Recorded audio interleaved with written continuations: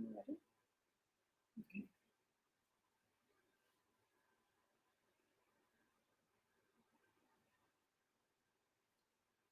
Good morning, everyone. Thank you so much for tuning in to our panel, Moving In, Through, and Across Landscapes, Waters, and Memories.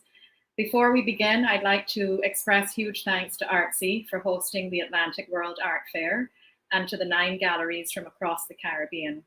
Thank you to our lead sponsor, Butterfield, and to Lisa Howie, especially of Black Pony Gallery in Bermuda, who is leading this inaugural art fair and the cohort of 9 women-led spaces. I'm here with my colleague, Holly Bino. Together, we are the co-founders of Sour Grass, one of the 9 partners participating in the Atlantic World Art Fair. Both working out of Barbados, we are artists and writers and also the co-founders of Caribbean Linked and Tilting Axis. Good morning, everyone. Today, in collaboration with Suzie Wong Presents and TERN Gallery, we present a conversation called Artists in Dialogue, Moving In, Through, and Across Landscapes, Waters, and Memories, with guest artists LaVaughn Belle, Edouard Duval Carrie, Deborah Jack, and Tessa Whitehead. During this conversation, they will address intersections in their work across the varying thematics and speak about complex histories, how complex histories, places, colonization, nature, and spirituality have influenced their practices. To kick off, we will share short biographies for each of them before diving into the meat of the matter. And we invite you to leave comments, questions, and remarks below in the YouTube discussion box. We will be using the last 15 minutes of the conversation to address them.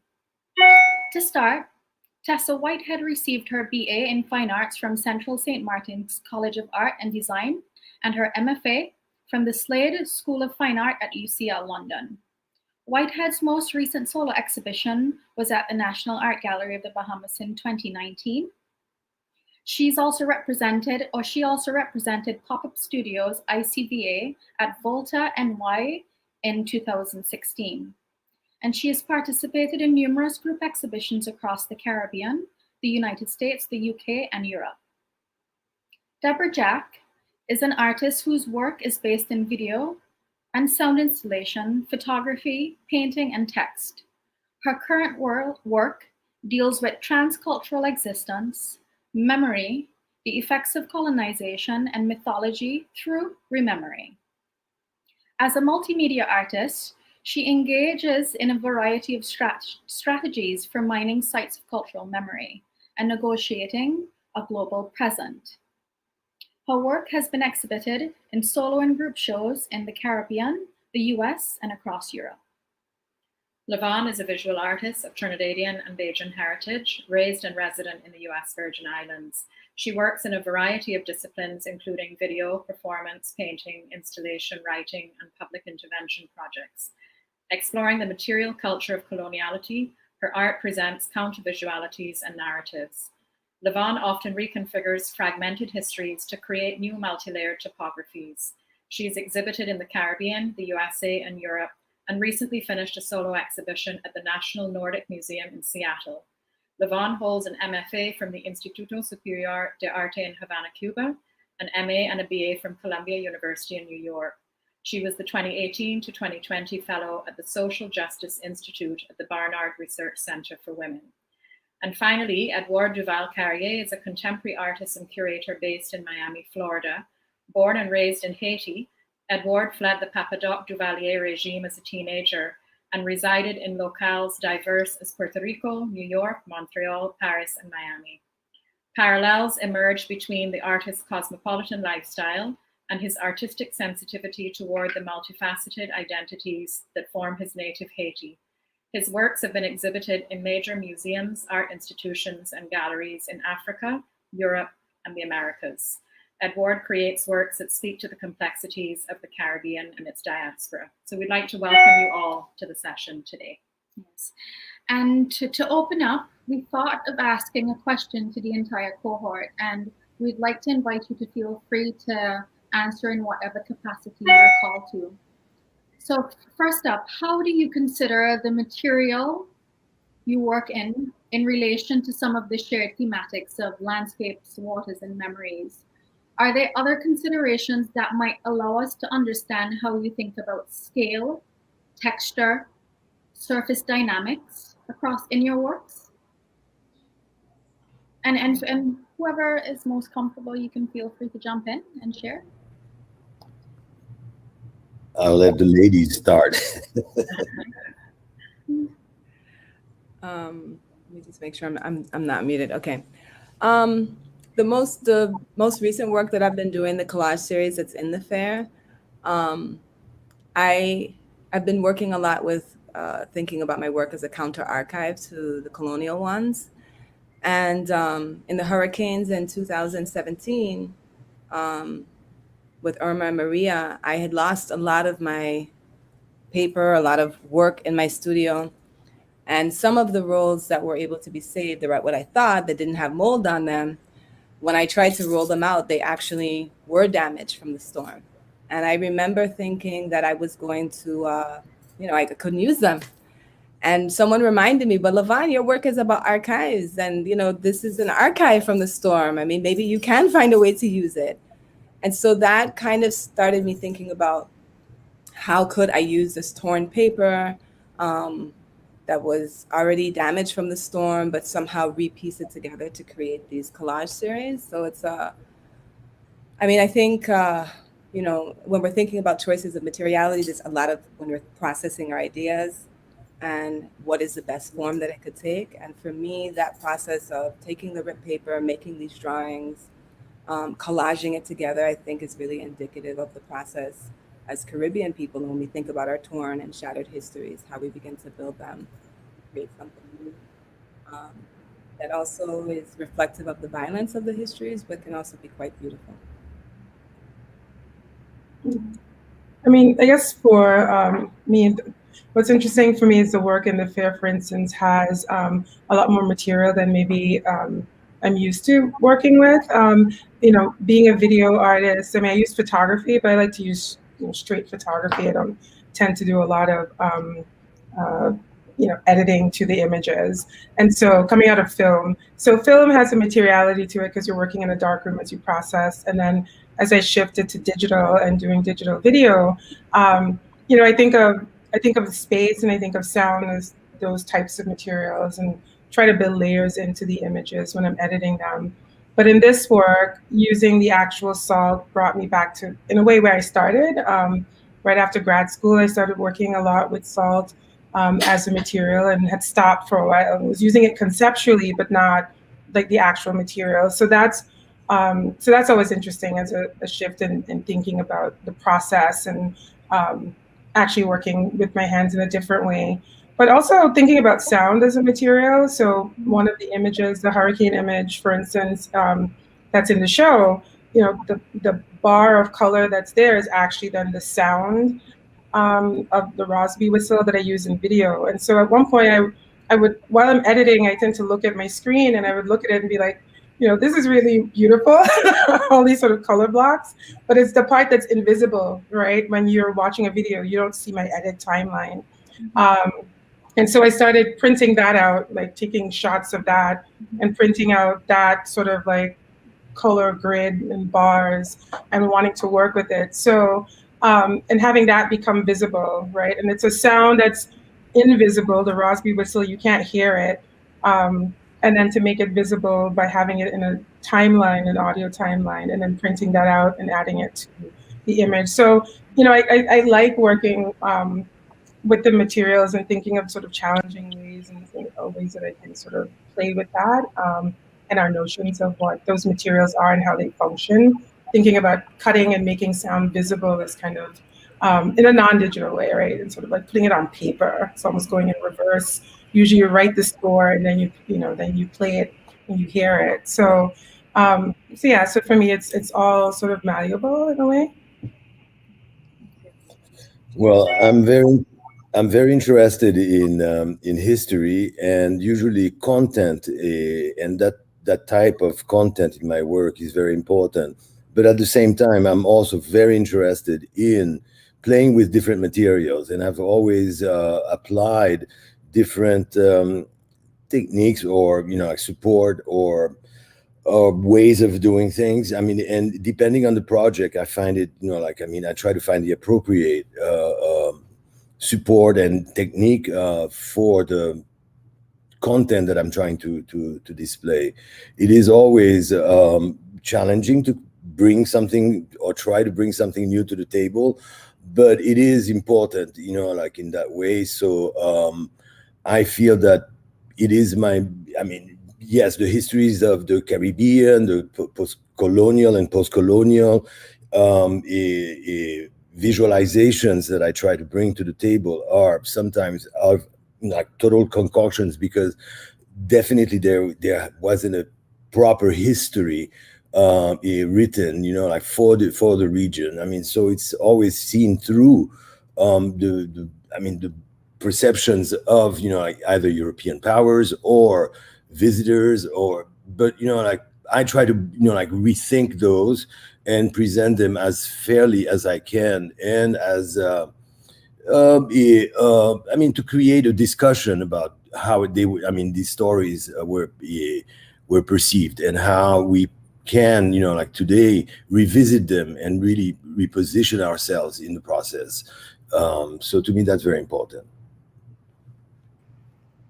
I think of my practice mostly as the meat of it is as kind of sketching, of drawing, and then the different materials that come for the final product are kind of largely performative, and I like to play with those the kind of history of those materials. I think the most interesting one for me is oil paint, because it's a little bit problematic, I find, to use oil paint within the Caribbean.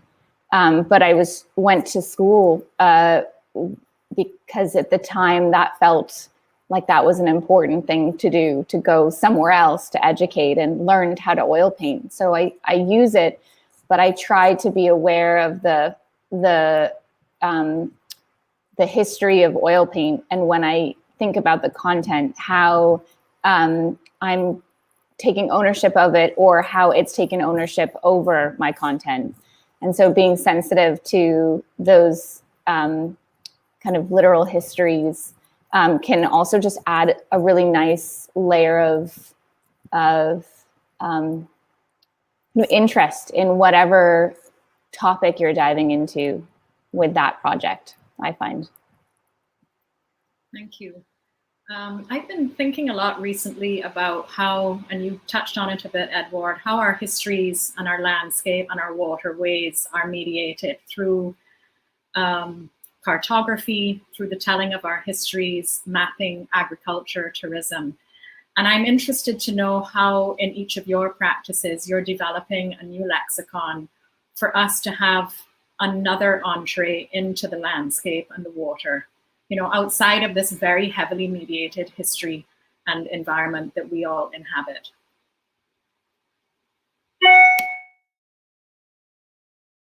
But yes, for me personally, the history of the Black world, the Black Atlantic, all of these visions were not written really by the ones that suffered, or the ones that were, put through this ringer, as I would say. But it is time for us to revisit those stories, because since the beginning, the destruction of the Indies, the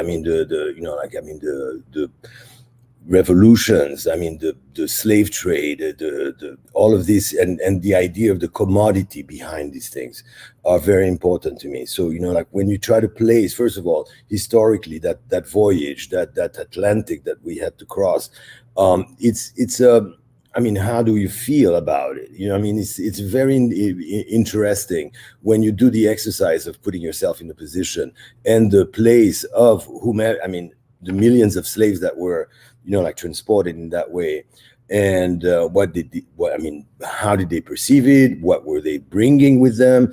I mean, all of these things have to be revisited because, I mean, the idea of, yeah, they are Africans, but Africa is a gigantic continent and has so many different people that showed up. And to really, put it on a plane, that they are just, slaves or whatever. It's, I mean, there's a lot of studies to be made, and I follow very closely with the academics that are involved in all of these researches because I find them really interesting. And second of all, really much more telling of the histories that followed, and who we are today than anything else. So I really look very closely, and I've organized exhibits along such themes as what was brought, as foods, to the by the slave trade. I mean, little things like that that really, complicate and inform our lives today. And it's very important that these are really put straight. I mean, so that it's not a one linear kind of things written by somebody else, and to complicate the canons of what is perceived to be Caribbean and even New World, because the whole of the Americas has a similar history. I mean, yes, the Caribbean was first impact, first contact, first whatever, but the rest of the more I'm in the south of the United States, and the more I'm around here, the more I see the complexities and how this history has been completely told in a one-sided way. So I don't know how my colleagues here feel about that, and and I think to me it's an important task that especially us in the Caribbean, we've been looking at these things, studying them and really not really, it's time for us to grasp it and try to present it in a different way. And that's what I try to do, at least. I think I look to, going off what Edouard was saying, I look at the scholars of the region, right? And I think about how they reimagine this history and our sort of space in it. I think for me, my art is a way to renegotiate a lot of those stories, right? Because that's what history is. And so to counter the kind of hierarchy that academia has, bringing sort of folklore or stories or our artists' imaginings into play, I think is a way that for me, I counter that kind of positioning of the space, right? And so, and in doing so, I think gives it more breadth. I was thinking not specifically, but lately I've been looking at Catherine McKittrick's idea of the ungeographic, right? And so when we think about how geography with a capital G has sort of been enforced on the region and the world, it really was for issues of mapping for trade and for labor and for the movement of cargo and human cargo, right, across the ocean. And so counteracting those lines that are actually on the map, right, and looking for a different way of sort of thinking about how we navigate the water, right, which is fluid. So it's already ridiculous to think about placing a grid on top of water, right, because it's always in flux.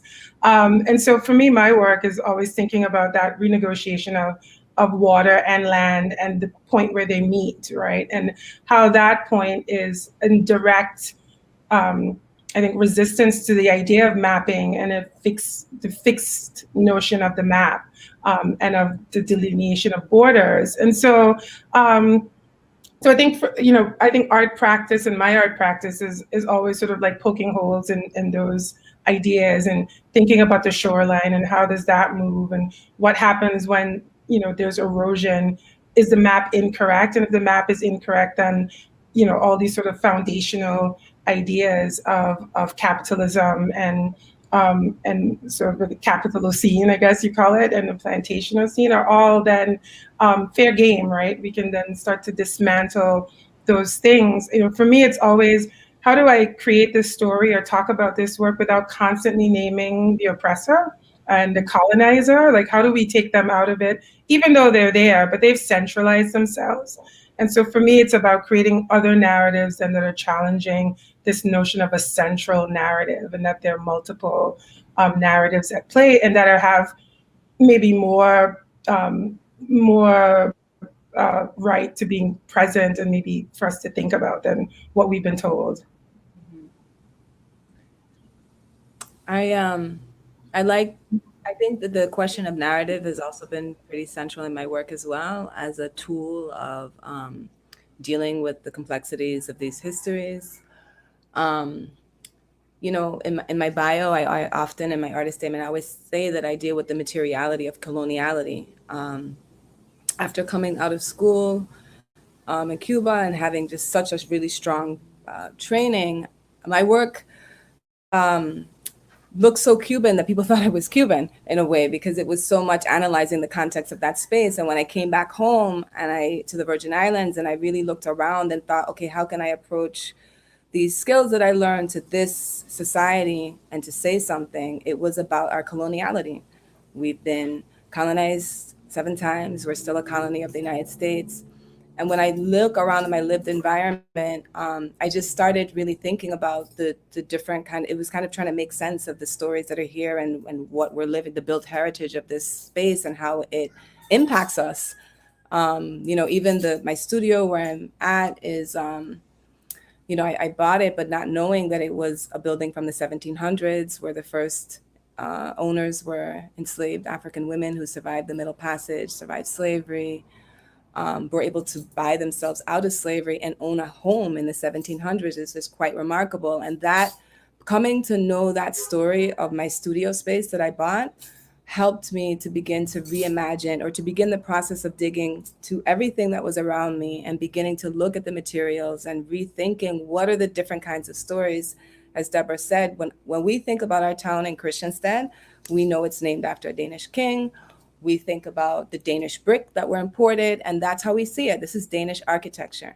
And we often forget that it's the enslaved Africans who built this town, that it's their labor, their knowledge, their spiritual traditions, not just their craft traditions, but the way that they thought about materials, the way that they thought about the ocean when they were going into the sea to carve coral stones and put them in the foundations. How does that impact this space that we're all living in? And I think that as an artist, for me, I've really, that's been such a central part of my practice these days, to really, look at the materials and think about what are the other kinds of stories that we can pull out of these materials.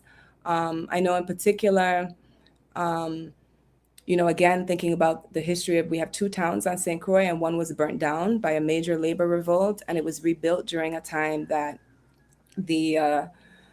this gingerbread fretwork, which is very also associated with many Caribbean towns, became very popular. And I started to really think about the visuality of resistance and how it was marked not only in the towns, and how could I maybe develop that? And I think that's another tool that as artists we use. This series called Cuts and Burns, where I'm doing these small cuts and burns on paper. For me, we're really thinking about those 2 main tools that enslaved people had to resist. It was the cutlass and it was fire.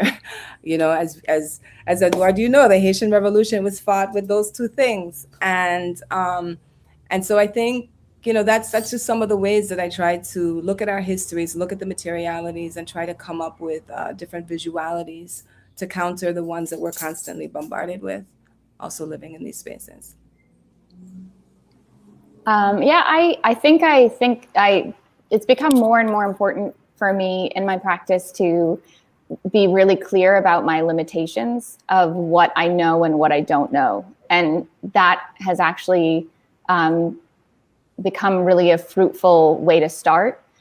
And so what I do know is not a lot. It's very, I look to this landscape that I literally grew up in, and that can quite often be a garden that I know very well. It's also the stories that were passed down to me repeatedly from family or from my community that speak about landscape, but also use the landscape and various different tools and kind of emblems to talk about identity and morality and how to be in the world.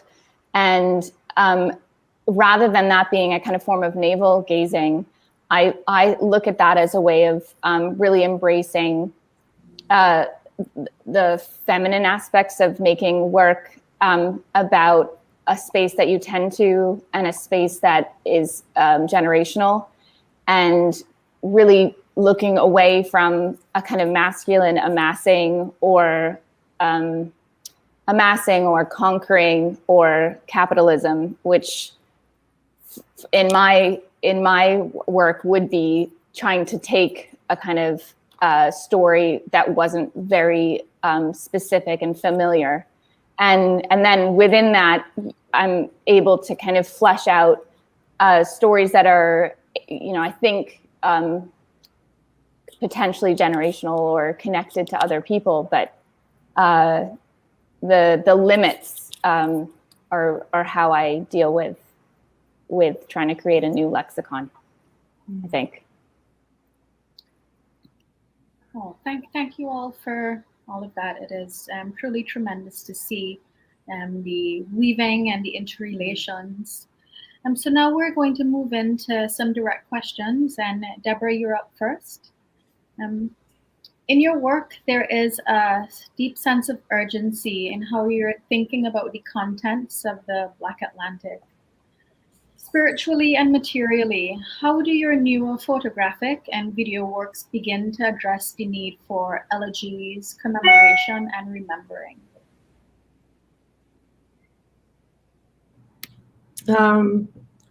It's a great question. No, I think for me, I don't know if it's necessary. I guess it is elegy when I think about it.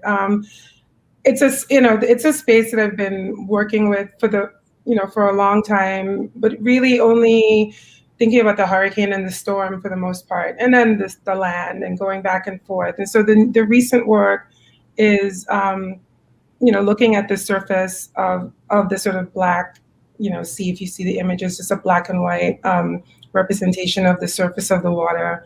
But I'm thinking about, in that work, a multitude of things. And so, my wall in front of me is full of all kinds of notes and words. And so I'm in it, I'm thinking about the Rosby whistle.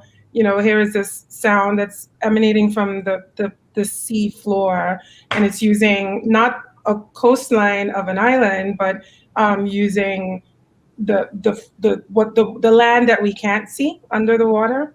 And so thinking about the invisible and the visible, and how we experience that is always is more and more at the forefront. And then the sort of the residue of that. And so before, when I was thinking about memory as residue and trace, and especially like rememory as trace memory, the salt sort of functions as that for me. And so even though it was a material that was like sold and and had a value that was worth more than gold, like here it is in the very ocean as well, and it's in its unmined state, so to speak. So I'm thinking about those things as well as the weight of the water.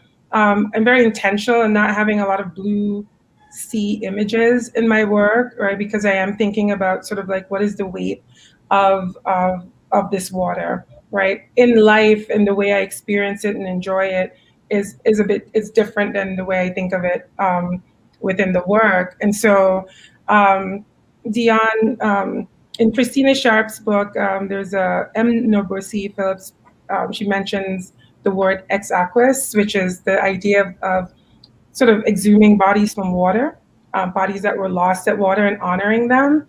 And so, this work is, I think, in relation to that kind of a conversation, that how do we honor the lost? If I see the hurricane as this sort of seasonal memory that nature has created to remember those lost in the Middle Passage. This is almost more individual and a little bit more intimate and hands-on for me when I'm working with it. So in a sense, that's why it becomes difficult even when thinking about titling them, like I look at them and I'm like, should I give them a name, or should they be a title, or should they be untitled? Like, what does that mean? And so, I think sometimes I come to my titles after I make the work, like a long time after, and they stay untitled. And a lot of that has to do too, just because of the ideas that I'm engaged with. I just don't want to be flippant about that. And so I wait for them to sort of come to me. Sounds good. I almost wait for the work to give me the title. And sometimes it takes longer than other times, which is frustrating when you think about the structure of art world, right? People want titles. But that idea of naming, right? And is I think of it as naming. So it becomes then a little, much more important to the work. And in that sense, it's elegiac. The video work tends to call for a certain kind of stillness that requires the viewer to sort of be in the space and be present. I use the sound because I think the vibrations do something to the body. When you sit in there, it's kind of a drone, and so sometimes I go back and forth between that sort of droning, abstract sound, and then having sort of orchestral and more musical elements, and sometimes a vocal element. So all of those are to sort of like create a space, and to create a space then that the viewer or the particular, the audience can, that transports them or makes them think of something else. Because I think in that engagement, for me, that's the artwork, so much more so than just thinking it's really pretty. I think when you discover that there's something more to it, and there might be potential beyond enjoyment, there's also this balance between enjoyment and grief, and beauty and grief, and mourning, and what that means. I hope I answered your question. Yes, it does. Thank you, Deborah. Thank you. Edouard, the next question is for you. Your new President series is ongoing and set to be installed in an exhibition in South Africa in 2022. I wondered if you could speak to how the historical portraiture of Haiti's revolutionary figures in the series connects with your essential themes related to land, sea, nationhood, ideas around revolution, freedom, or cosmologies. Indeed, I mean, I'm revisiting the history of Haiti to present it to South Africans, and that's the task that I've been given. And in asking me that kind of question, it's like really a comparison between the first Black Republic and the latest to join that appellation. Because apartheid is a big word for slavery, it sounds exotic or whatever, but it's simply just that the brutality of the French system and the one that, took over South Africa in the last 70 years. It's a very laden history, but I just wanted to see also how in the 18th century, how former slaves and a nation decides, to build itself from really, thousands of different ethnic groups from West Africa, in the middle of a really unrelenting colonial adventure by the Europeans. All of these things I'm trying to, portray. So, and I realized doing so that, this portrait of Republican Haitians, this first wave of revolutionary individuals that became, established as, drivers of the nation, builders of nation. What did they look like? Because it's quite, peculiar and quite unusual in the visual world, to see Blacks in position of power. And it's been I mean, these are not really the work that I'm presenting, but it's fine. I mean, we can talk about that as well. But to bring to the table, I'm very interested also, like for people to see themselves in these characters. So I've been, I practice my engraving, which I didn't know how to do. So I've been engraving on mirrors, which is very difficult because all I see is my face. So trying to do somebody else's there is pretty complicated. But it's been challenging, and now I've just blown a few of them up to quite sizable proportions, and just by engraving, and it's an interesting process, and I hope it will give. I mean, I'm creating a whole body of work that also it talks to the stylistic forms. I mean, the impression left on me by Johannesburg and other cities I visited, the presence, like of the Dutch and then the Brits. It's all very. I mean, I'm incorporating all of these. Givens, conventions into the work, and hopefully I'll bring something new to the table, or at least they'll be revisiting themselves, looking at Haiti probably. And it's.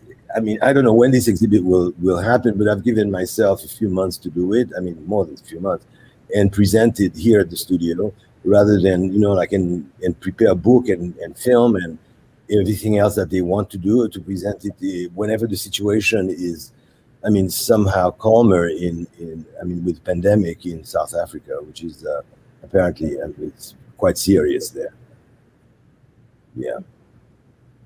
So talking about the prior picture is very, part of that exhibit which I'm preparing for South Africa, and it's basically the introduction to the thematic, which is okay, like blacks, like the beasts of burden, and that's what that particular thing, and I always try to make sure that there is in whatever symbology that I had, that there's something that can either be picked up generally by the like whomever is looking at it, either by the title or the context of the painting. These are painted on aluminum, basically very few colors, and highlighted with glitter glue. That's why they have that aspect. In this particular one that you have right in front of you was part of the larger installation, which really talked about the migration. But in that particular installation, it was to talk about what was brought by the slaves to the New World.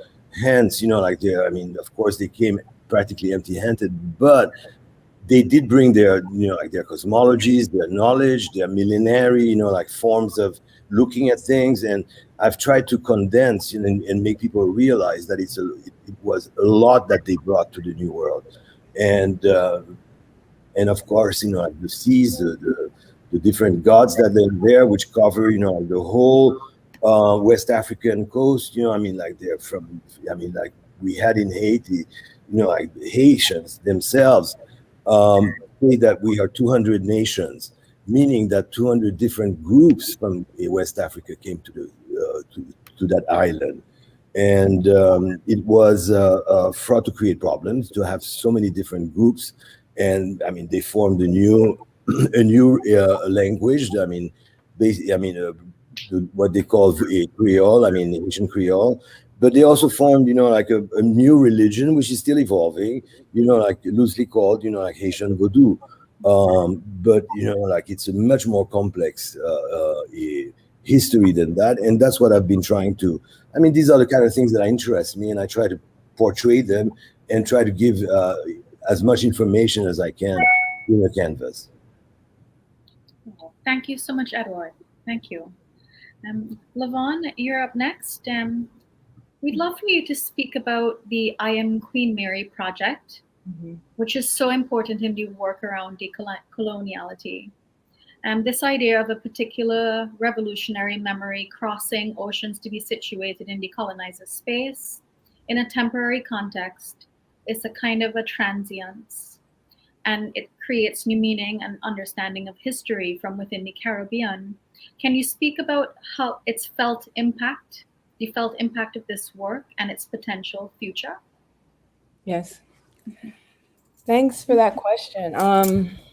Yeah, this is a project, a multi-year project between myself and the Danish artist Jeanette Ehlers, who we have both in common Trinidadian parentage. It's really a work that also represents the intersection of our two practices. Jeanette and I met for the first time in 2008 in a turning point of both of our artistic practices. That was the first time that I went to Denmark it was the first time I went to Denmark and was able to see the level of colonial amnesia and aphasia. Like there wasn't even sometimes language to talk about racism or colonialism. And Jeanette, that was the first time that she went to Ghana to see the impact that Denmark had there in bringing enslaved people to the former Danish West Indies, which is now today the Virgin Islands. And our practices developed around thinking through those issues, but on different sides of the Atlantic for many, many years. And then in around 2014, 15, we were approached to think about doing a monument in anticipation of the 100-year centennial anniversary of that transfer from Denmark, from the Virgin Islands from Denmark to the United States. And both of us had different ideas that really came out of our two different practices. And her idea was really thinking a lot more about the body as a Black Dane living in Europe, what that felt like on her body to think through these histories. And for me, I was, as I mentioned before, thinking a lot more about the materiality. And so the coral stones came in as a series of plinth and a base, a monument that was thinking about that labor. And as we began to, we decided actually to work together and combine our two projects because it made a lot of sense. Here she had this figure and I had this coral stone base, plinth type of sculpture. And then we also decided to merge that upon a heroine in the Virgin Islands. It's called Mary Thomas. She emerges as one of the most popular leaders of the largest labor revolt in Danish colonial history. Even though it was after slavery, it was very slavery-like conditions that they were fighting and protesting against. And I think your question asked more about like the impact or how, is that what it was more? Yeah, correct. Well, for Denmark, they have, I think most people don't even think about Denmark as a colonizing nation. They don't actually think of themselves that way. Once they sold us, they really began a series of very structured unremembering. And that impacted me very greatly for the first time when I went in 2008. It was like a wound because it's almost as if somebody mashed your toe and then keep going and they don't even look back to say anything, not even a sorry, but even like, they didn't even remember. It's kind of this question of how do you not even remember 250 years of your history? So what I think has been what the surprising thing that has been most impactful for me was, someone sent me an image shortly after the inauguration of 2018 of a group of Virgin Islands athletes that were in Denmark to do a soccer tournament. And they were all standing around the sculpture with a big Virgin Islands flag. And that I realized that they would never experience the hurt that I felt in 2008. I mean, they walked through the city of Copenhagen and they were like, watch Queen Mary. For them, they would never have felt that feeling of being forgotten or unremembered. Because I think unremembered is more intentional than forgotten.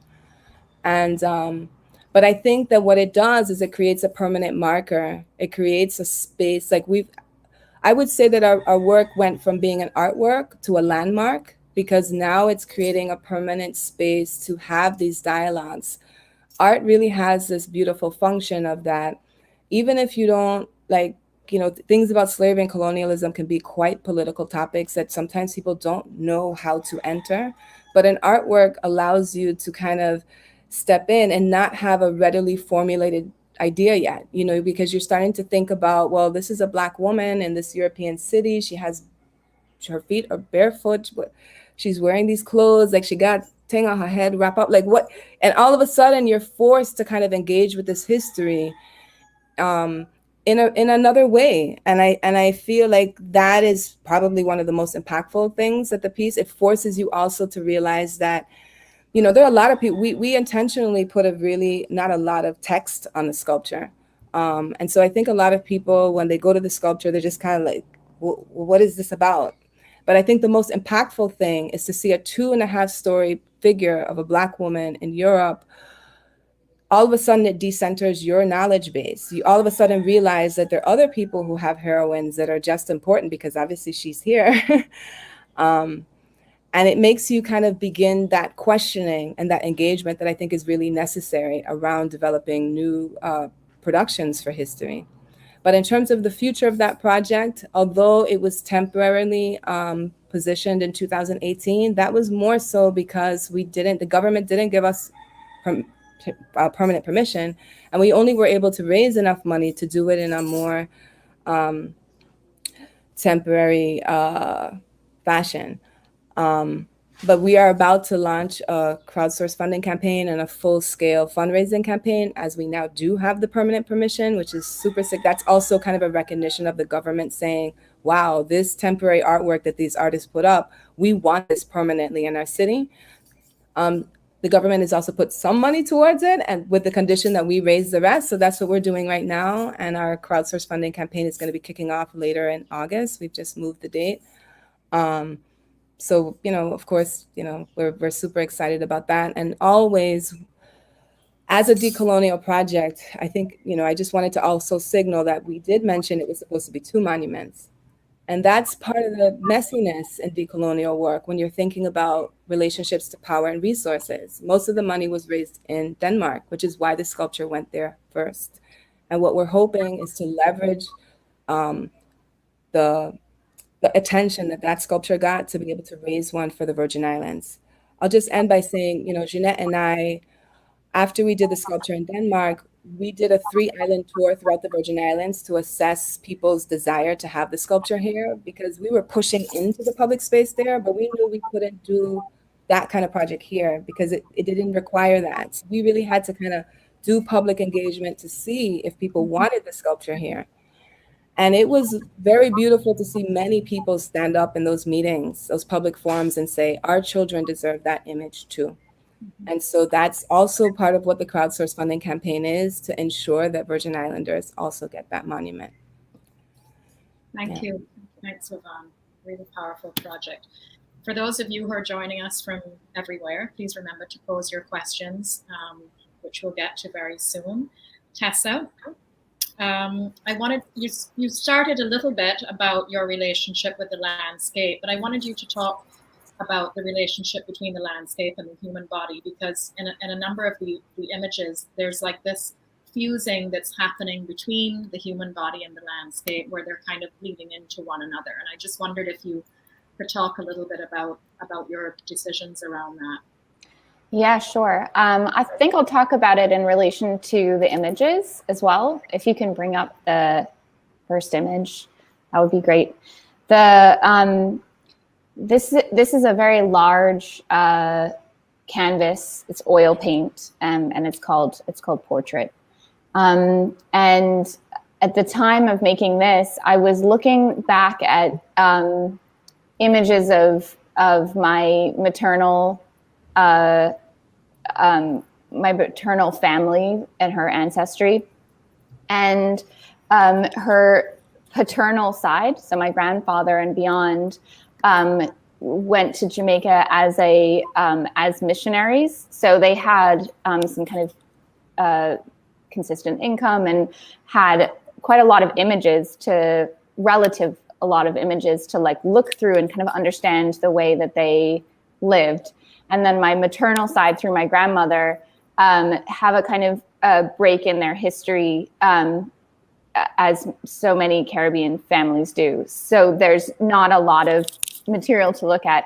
And there's also just one image that we have access to, which is just the family lined up. Not even all the kids are born. And of course, there's no smile on your face because you can't risk ruining the picture that you paid somebody to come and take It has to be very still and clear. And it's this record of a family.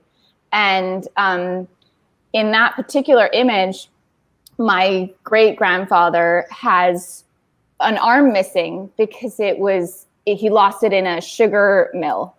And I found the two things: the idea that the portrait was such an important record for families, and how it really is very stoic.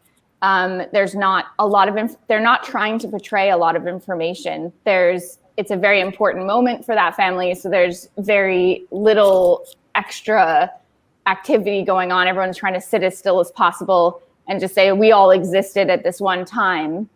But then there's these like snags within the image of giving you a lot of information about the space that they live in. So you can see a little bit of landscape behind, and you know that that must be their garden, and how that they might have occupied that space. You can see that he's missing an arm, and how that related the family to their landscape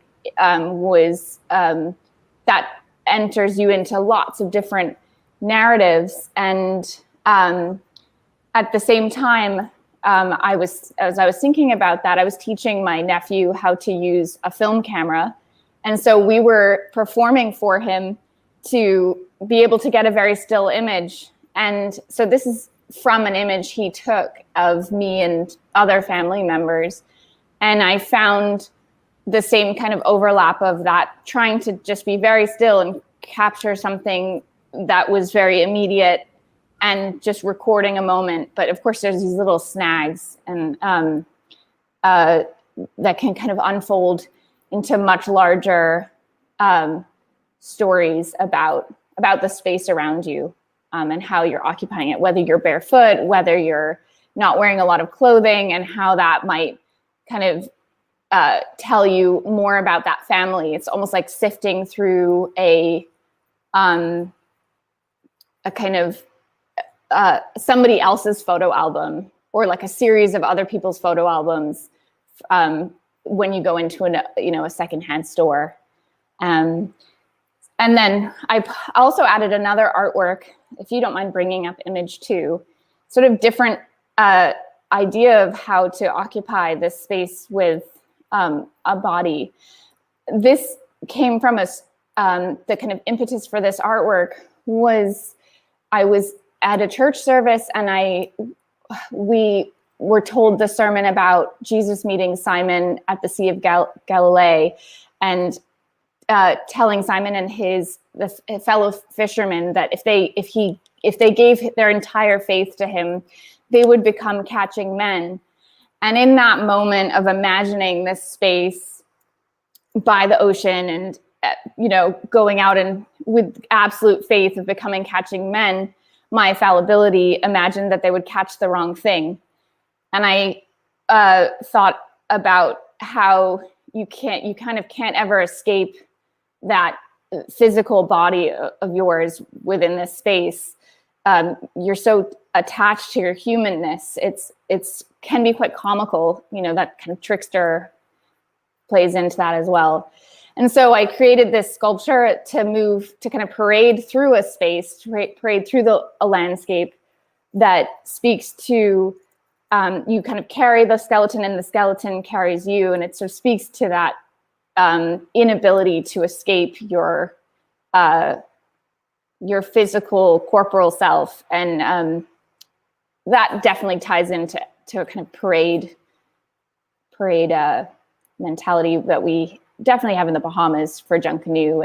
And I've never seen Trinidad Carnival in person, but understand that the imagery also speaks to that kind of, this is our absolute humanness being splayed out onto the landscape for this period of time. So, yeah. Thanks for that, Tessa. I think we have a couple of questions. So if we can pull up our first question. We only have a few minutes left, so we'll have to be brief in our responses. I'm wondering how much responsibility artists and cultural producers have in how they engage with the art markets and artwork systems that are built on and continue to function as colonial frameworks. Don't know if anybody wants to take that from Live, Love, Learn. Thank you for your question. Anybody wants to respond to that? How are we responding to the art market? Is this the question is from the standpoint of the Caribbean, if I understand correctly? I mean, I would say, because the final part of that question is it continuing to function as colonial frameworks would suggest that we've inherited a particular framework. Economic in particular, perhaps. Anybody wants to engage that? I think it's a really difficult question to ask artists, also on the eve of something that is an art fair that's online. But I think it's an interesting question to ask artists in the context of where we are at this moment. I think we can all speak to the challenges, especially Tessa and myself, who are based here in the Caribbean, of making a living as an artist. I mean, a lot of the work, unlike in maybe some other places, like I know in Denmark, there are a lot of artists who are able to operate outside of the art market framework and directly receive funding through institutions and have their work supported in that way. But in the Caribbean, that's not really possible. And so artists, the average person here, for example, has to work 2 jobs. So an artist, even much more so. I think the question is more like a judgment and then asking how we either feel about that or engage with that. And I think, because that's the first part, that there's kind of like this judgment that we've inherited a kind of a colonial framework by selling our work. And I'm not exactly so sure if I would agree with that statement. I'm curious what some of the artists think. I would echo what you're saying. I completely agree. That is kind of a question we get asked a lot here about, kind of like, how do you manage question. And I find it's hard not to be almost offended by it and just be like, well, we've actually got a lot of what we need in the space. I find the audience makes up for a lot of the difficulties, because we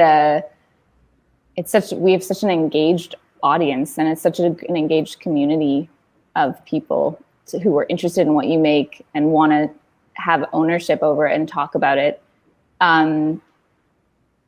It seems to be counterproductive to have to work beyond this, space. Of course, it's a joy to work beyond this space, but to have to work beyond this space seems, I don't know, problematic maybe.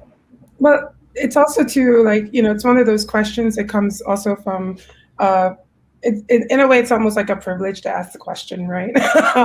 Because if you are in this space, what does it mean to work in the art market? Well, it's as problematic as driving a car, given how I feel about fossil fuels. I don't necessarily like them; they're bad for the environment. But will I walk 1,000 miles or will I drive 1,000 miles, right? And so if you're in the Caribbean, it's literally like that. If in this space of the Atlantic, there's certain parts of the Atlantic where, if you're looking at more opulent places or places that have more resources, there are more resources for artists, right? And so you can pick and you can say, well, I don't want to work with a gallery. I only want to work with nonprofits, or my government will only give me, whatever non-funding I can get. Whereas other people don't have the options. Look, somebody wants to buy it and they're in a gallery. I want to pay my rent with this. I'm already engaged in an art form or a kind of labor that doesn't have a lot of economic, stability. And so sometimes I think when I hear these questions, I get a little offended. Well, a lot offended, because I think it comes from a point of privilege. And I think it's great to say no. And there are people who do and are able to negotiate a certain space. But, all those things get complicated when you build them out. Are those, now there's some colonial structures within the museum system that might be highly problematic. But you can choose to engage with them from outside, or you could try to engage with them from the inside, and then have your own sort of personal like line, right? And you're like, okay, I won't associate with a space that has like stolen goods, or or I won't even have that conversation. So there are ways, I think, that as an artist you can negotiate with institutions, and I think for those who have the privilege and are able and the financial freedom to protest those things and raise those questions without having too much repercussions, it's okay. And then for some, it's not possible at the moment, right? And so we're all sort of like negotiating these spaces, and it calls for constant negotiation. I always say, like, when you live on an island, and a small island, you always have to deal with these sort of negotiations, right? Because you can't, like, you don't want to, if you live in a large continental sort of space, like something where you can go, and drive away, go to another state. Oftentimes in the Caribbean, the person that you don't like is a person that you will run into at the supermarket, in the tax line. They may be your bank teller. They might be the person who has to give you a loan. It's small. So all of a sudden, like, you just, you can't give everybody the finger. Right? Because you're going to need that person when the hurricane comes. He might be the one selling you the plywood, right? And so so those are the negotiations you have to have, like, in a smaller space. So understanding that nuance is then sort of understanding how that question becomes problematic to answer. But at the same time, we have to celebrate what's going on right now, today, with this effort that has been, organizing, like the Caribbean as a region, which is, like, probably more interesting than just every island on its own trying to figure out what to do with its culture, what to do with its artists, and how do they manage, and it's very complicated. So, I mean, I celebrate this, and I wanted to participate to see how this would evolve, what it would evolve into, because this is the first one of its type. And that's really, I mean, and the question is, that's the answer to the question. We do have to do something about it, and we have an effort being done right there and now, and let's see how it evolves and how it plays out for all of the artists. Because I mean, galleries and art markets are, after this year of pandemic, we have to realize that they are changing really fast. And what we are doing right now is probably a solution, or at least an attempt at a certain solution of how to present ourselves, how to present our work, and how to organize our, like, regionally. And probably this will live on for a while. I mean, I don't see what's going to replace this format in the near future, so. Thank you. Yeah. Excuse me?